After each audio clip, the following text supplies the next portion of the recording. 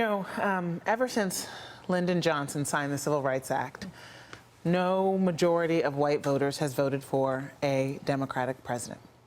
And that's something that a lot of folks in white liberal enclaves don't actually really sort of absorb as a fact. But this has been a 50-year, beautifully executed Southern strategy to link otherization of people who are not white with all of the economic problems in the country, and most importantly with the sort of idea of big government. And in some ways, Donald Trump, and it's usually been subtle, right? Ronald Reagan sort of perfected the dog whistle, talking about welfare queens.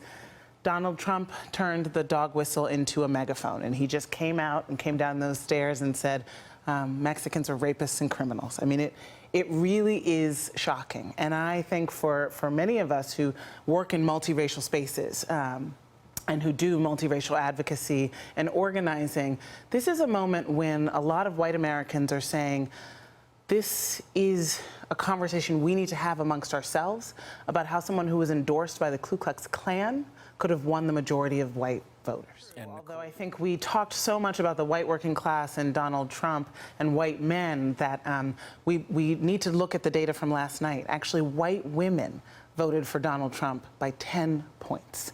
So it was not just, so the gender gap that actually did end up happening was because of women of color.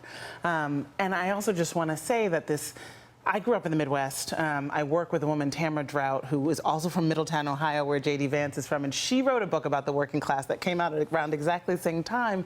And her theory, her thesis was actually that there's a new working class, which is actually sort of technically true in terms of who is actually making up the new working class. It's women, it's immigrants, it's people of color, right? It's very diverse. And so, I think we have a lot of myths right now in this country. I think it's very clear he spun a lot of those myths.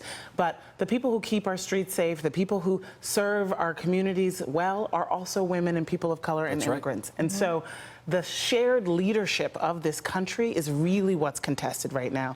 It was a symbolic vote. I think for many people who cast that vote, 1 out of 4 Trump voters, according to the exit polls, didn't even think he was qualified to be president, right? Yeah. So maybe they didn't think he was going to be president, but they somehow got it into their heads that, they could sort of piss off the elite by insulting people even less powerful than them and saying sort of a pox on both of your houses and let's throw a bomb. But right now, a lot of people in this country are very, very scared for their children and for their lives.